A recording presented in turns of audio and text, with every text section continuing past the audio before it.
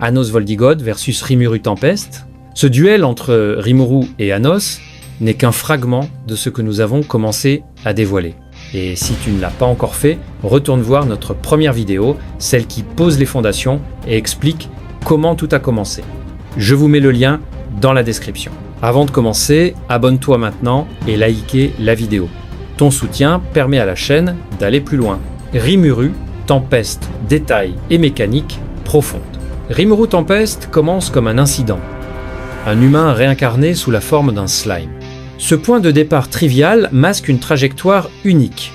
Au lieu d'être limité par une classe, Rimuru reçoit un ensemble de compétences système qui lui permettent d'observer, d'absorber et d'intégrer. Sa progression n'est pas linéaire, elle repose sur plusieurs mécanismes fondamentaux qu'il faut comprendre pour saisir sa portée réelle. Predator, Belzébuth, l'axe d'absorption. La première compétence clé est Predator, qui évolue ensuite en Belzébuth. Ce n'est pas seulement une attaque ou une technique, c'est un mécanisme ontologique.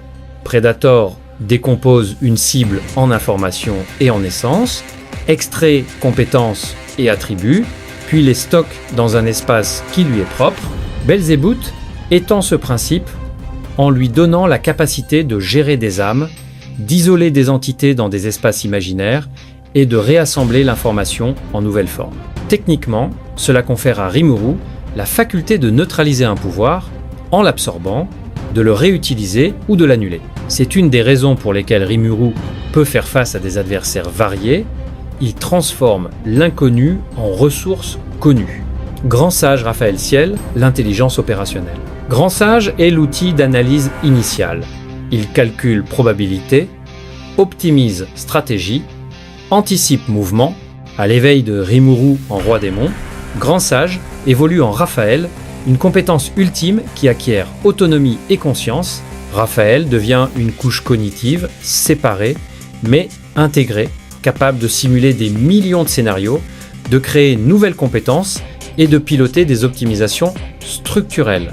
Ensuite, la matérialisation d'un manas nommé Ciel signifie que Rimuru possède désormais une conscience partenaire qui n'est pas un simple module d'aide, mais un acteur stratégique. Ce trio Belzébuth pour l'assimilation, Raphaël pour l'architecture cognitive, Ciel pour la décision consciente, compose l'axe central qui rend Rimuru redoutable. Il n'attaque pas à l'aveugle, il transforme le champ de bataille en un problème mathématique qu'il résout en temps réel. Azathoth, Uriel et compétence ultime, contrôle du vide et des lois. Azathoth représente la transformation la plus dangereuse. Pas seulement destruction, mais un ensemble de fonctions conceptuelles. À travers Azathoth, Rimuru accède à des opérations sur le néant, à des espaces imaginaires quasi illimités, à la création d'instances parallèles et à la manipulation locale du tissu espace-temps. Uriel concentre la défense, barrière multidimensionnelle, verrouillage conceptuel et protection contre altération d'identité. En synergie, ces compétences transforment Rimuru d'un absorbeur en un architecte de la réalité. Il peut isoler une entité dans un espace hors temps, annuler des propriétés conceptuelles et reconstruire des règles locales. Sa montée n'est pas juste une question de puissance brute, c'est la capacité à modeler l'environnement des effets. Là où un autre guerrier applique une attaque, Rimuru redéfinit ce qu'est une attaque. Manipulation des âmes, résurrection et limite. Rimuru manipule les âmes pour ressusciter, convertir ou restructurer. La mécanique est claire, l'âme est une monnaie d'échange ontologique qui permet de recalibrer les paramètres d'existence. Lors du festival de la moisson, la collecte d'âmes permet une montée de rang car les lois du monde valident une transformation quand l'apport énergétique et l'intention se combinent. Rimuru ne cheat pas, il travaille avec les règles du monde et les pousse. Sa limite technique est conceptuelle. Il fonctionne là où il peut analyser et transformer. Des phénomènes qui échappent à l'analyse structurée pouvoir déclaratif absolu, décret existentiel hors système, sont initialement des menaces. Cependant, son avantage réside dans l'adaptabilité. Il apprend, réécrit et finit souvent par intégrer la menace dans son corpus. Fit narratif et implication. Les actes de Rimuru incluent destruction contrôlée d'armées, création d'une nation multispectre, absorption et domestication d'êtres primordiaux, et enfin la maîtrise d'instance qui défie la causalité locale. Cepheid montre une polyvalence extrême. Il n'est pas seulement fort, il crée des patterns qu'il peut reproduire, multiplier et appliquer à grande échelle. Cela lui confère une progressivité quasi infinie. Au fur et à mesure qu'il rencontre des concepts nouveaux, il les transforme et les incorpore. Vulnérabilité pratique, les limites de Rimuru sont surtout liées au temps nécessaire pour analyser complètement un phénomène inédit et aux contraintes morales, politiques qui régissent ses choix protection d'alliés, équilibre diplomatique. Des pouvoirs qui ne reposent sur aucune structure logique, déclaration absolue de réalité, posent un problème initial. Si une puissance fonctionne par décret et supprime la logique derrière les lois, Rimuru doit trouver un moyen de transformer ce décret en structure analysable ou d'y répondre par une supériorité contextuelle, zone de conversion, nullification d'autorité via concepts comme nihili, mais globalement, sa capacité d'évolution le rend rarement bloqué sur le long terme. Anos Voldigod, détail et mécanique profonde, origine et position ontologique. Anos est un phénomène ontologique, né à l'échelle du destin, porteur d'une autorité qui précède la logique. Sa structure est celle d'un décret incarné, il ne progresse pas par intégration, il exprime une finalité déjà réalisée. Sa suprématie n'est pas mathématique, elle est axiologique. Il est la personnification d'une absolue volonté démoniaque. Cela le rend unique, il n'a pas besoin de transformer le monde pour être supérieur, il EST la supériorité. Venus Donoa est la négation absolue, l'arme la plus iconique d'Anos, parfois traduite comme Venus Donoa ou sous d'autres noms selon version, est une fonction de négation. Ce n'est pas seulement une lame, c'est une opération qui retire l'existence d'un concept, d'un objet ou d'un phénomène, peu importe son origine. Dans la pratique, cela signifie que Anos peut neutraliser des entités, même si elles sont hors du temps, hors de l'espace, ou protégées par des lois ultimes. Techniquement, c'est l'outil d'une logique déclarative. Anos prononce la fin d'un concept et la réalité s'ajuste. C'est ce qui explique la capacité à casser des divinités et à mettre fin à des lignées magiques sans passer par des processus classiques. Résurrection, mémoire et statut immuable. Anos maîtrise la mort comme mécanisme malléable. Il est mort et revenu. Il a tissé sa propre réincarnation en faisant que l'histoire oublie ou altère certains événements. Cette manipulation de la mémoire universelle lui confère une protection contre les altérations historiques. Effacer Anos de la réalité demanderait plus que des attaques physiques, il faudrait remanier la causalité qui le soutient. En pratique, il peut revenir de situations mortelles et imposer une continuité narrative qui le protège. Capacité magique et ridiculement multi-échelle, Anos varie entre destruction à l'échelle locale, briser la matière, éviscérer des protections, et opération métaphysique, effacer un concept, annuler des lois de progression. Il n'est pas limité par des systèmes de compétences. Ces attaques sont des revendications ontologiques et sa défense est une imposition de statut. Là où Rimuru doit analyser une compétence, Anos peut la déclarer inexistante. C'est une différence de nature, pas seulement d'intensité. Fit narratif et implication, Anos a montré la capacité à renverser des événements à large échelle, stopper des armées, effacer des lignées, défaire des décrets et neutraliser des dieux. Il a également orchestré des paix forcées et remodelé l'ordre politique par la simple projection de sa volonté. Ces faits montrent un pouvoir qui n'est pas contingent sur ressources ou sur apprentissage. Il est immédiatement effectif. Cela rend Anos redoutable contre des systèmes basés sur l'accumulation.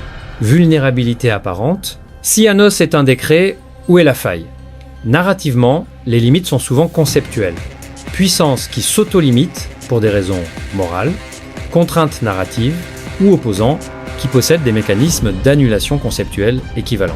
Théoriquement, un pouvoir qui peut réécrire la base ontologique d'Anos pourrait l'affecter. En pratique, il n'y a pas d'exécution simple. On doit traiter Anos comme une variable primordiale.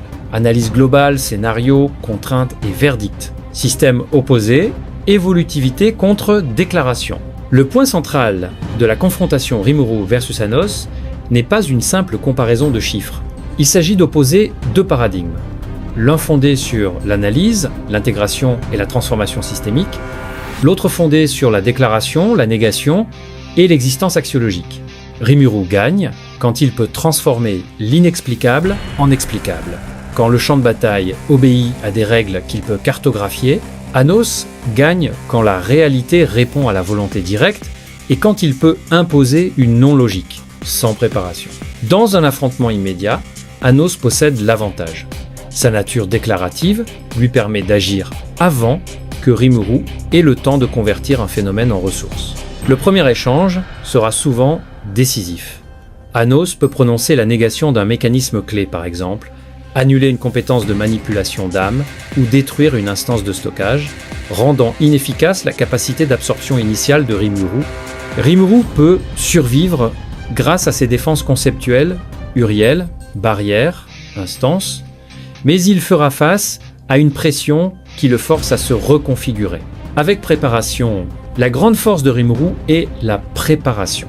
Donne-lui du temps, un espace analysable et une conscience stratégique. Raphaël, capable d'étudier Anos, et Rimuru peut imaginer des contre-mesures. Prison conceptuelle multicouche, zone où la déclaration n'a pas d'effet, en isolant le concept via Imaginary Space ou en manipulant la mémoire autour du phénomène, ou l'utilisation d'armes qui exploitent la causalité comme ressource plutôt que comme règle. La préparation transforme le duel en un test d'ingénierie.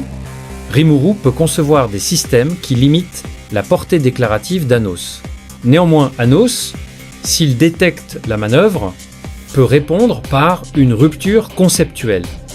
Attaquer la validité même des constructions en les vidant d'existence. Terrain neutre. Dans un espace où ni l'un ni l'autre n'a un avantage intrinsèque, le combat devient chaotique.